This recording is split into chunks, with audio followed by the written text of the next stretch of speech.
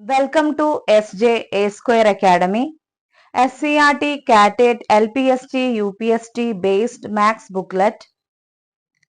ഇന്ന് നമുക്ക് ദശാംശ സംഖ്യകളുടെ LCM നോക്കാം. ഫസ്റ്റ് വൺ 1.5, 2.5, 4.5 ഇവയുടെ LCM.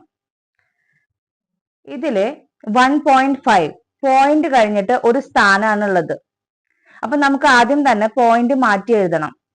അപ്പോ 1.5 മൾട്ടിപ്ലൈ 10 ചെയ്യുമ്പോൾ നമുക്ക് 15 കിട്ടും. അതുപോലെ തന്നെ 2.5 10 കൊണ്ട് മൾട്ടിപ്ലൈ ചെയ്യുമ്പോൾ 25 കിട്ടും. അതുപോലെ 4.5 മൾട്ടിപ്ലൈ 10 ചെയ്യുമ്പോൾ 45 കിട്ടും. ഇനി നമുക്ക് LCM കാണാം. 15, 25, 45.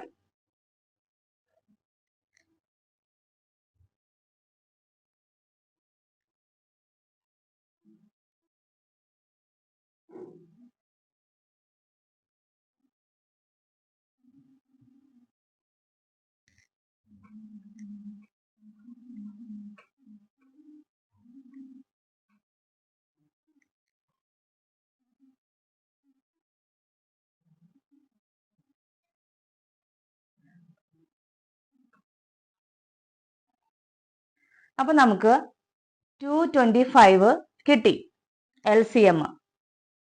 ഇനി നമുക്ക് ഇതിനെ വീണ്ടും ദശാംശ രൂപത്തിലാക്കണം.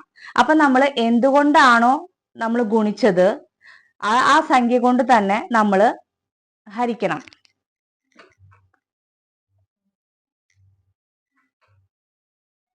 is equal to 22.5 ആണ് LCM.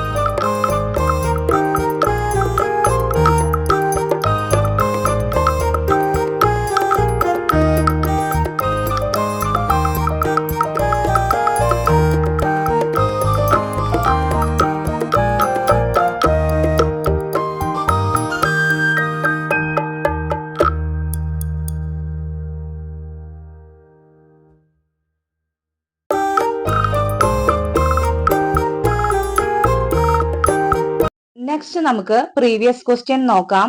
6th വൺ 48 രൂപ വിലയുള്ള 1 കിലോഗ്രാം പഞ്ചസാരയുടെ വില വർദ്ധിച്ചപ്പോൾ 54 രൂപയായി എങ്കിൽ വർധനവ് എത്ര ശതമാനമാണ്? Option A 12%, option B 8.5%, option C 10%, option D 12.5%.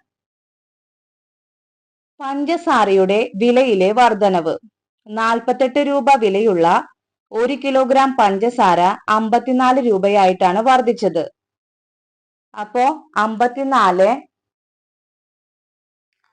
Minus 48 equal to 6. അതായത് 6 രൂപയാണ് വർദ്ധിച്ചിട്ടുള്ളത്. 48ന്റെ എത്ര ശതമാനമാണ് 6 എന്നാണ് നമുക്ക് കണ്ടുപിടിക്കേണ്ടത്. 48 ഇൻറ്റു, നമുക്ക് വർദ്ധിച്ച ശതമാനം അറിയില്ല, അത് കാരണം നമ്മൾ എക്സ് ആയിട്ട് എടുക്കുകയാണ്.